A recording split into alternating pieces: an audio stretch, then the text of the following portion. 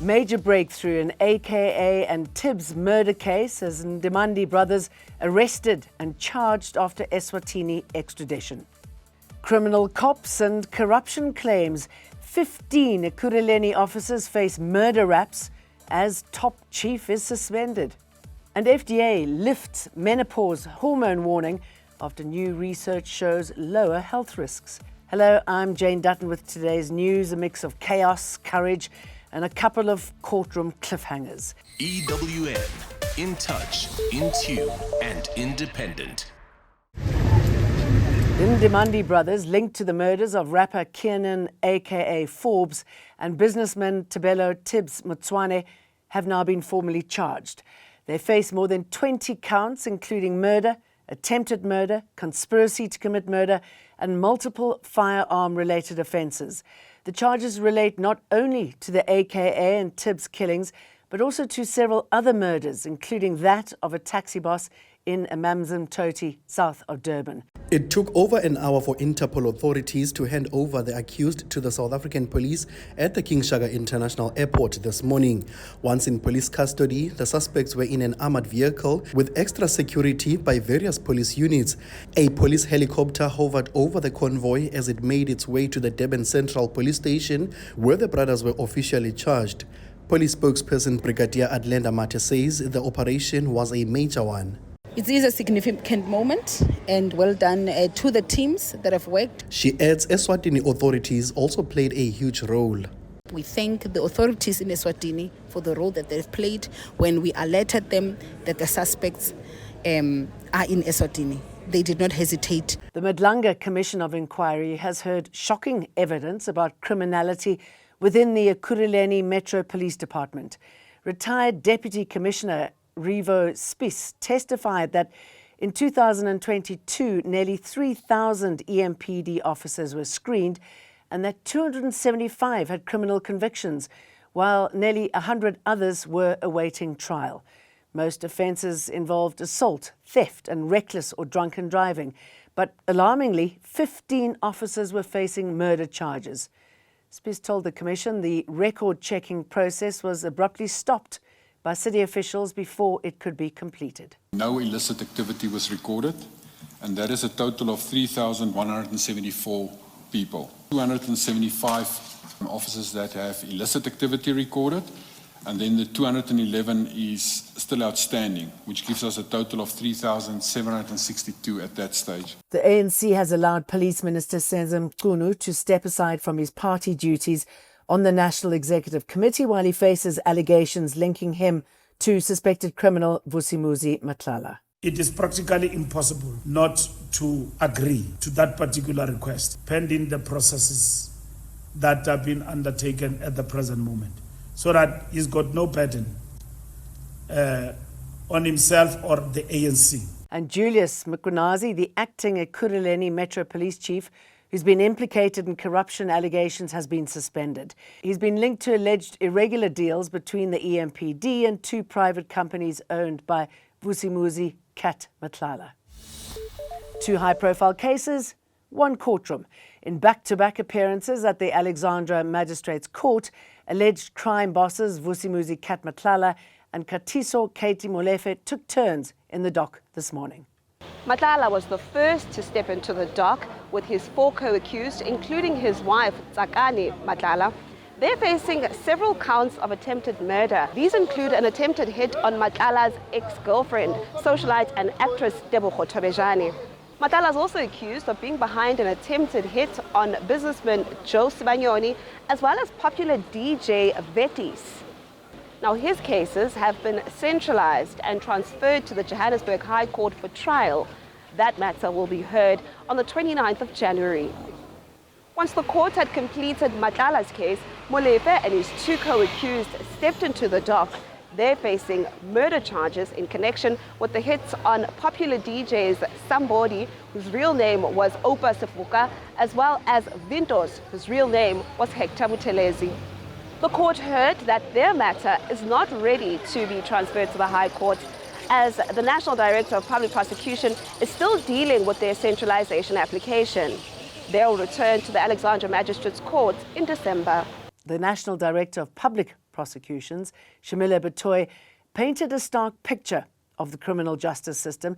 She told the ad hoc committee that she received information about a concerted effort to undermine the NPA. A member from a particular agency and who gave me this information because the person thought it was important that as the head of the NPA, I should be aware of this attempts to undermine the work of the NPA. Institutions that are fighting for the rule of law are under serious threat and open to vulnerabilities. So let's squeeze in some good news between all this crime. South Africa's citrus industry is boasting record numbers, packing more than 200 million cartons of fruit for export this year. That's a 22% jump from 2024 and puts the sector well ahead of its vision to hit 260 million cartons by 2032.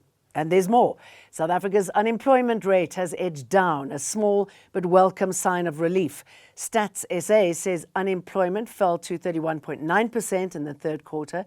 That's down from 32.6% in the previous quarter. That means about 17.2 million people are employed, while about 7.9 million remain jobless.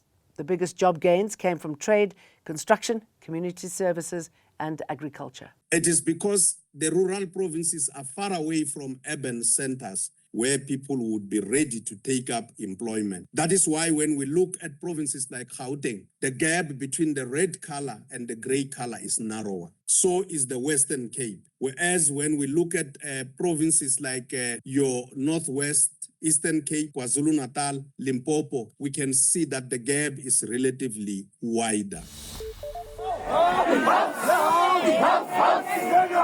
There was chaos on the streets of Braamfontein today as Wits students erupted in protest over the alleged rape of a fellow student. The accused, a newly elected student representative council member, has been suspended and barred from campus while investigations continue.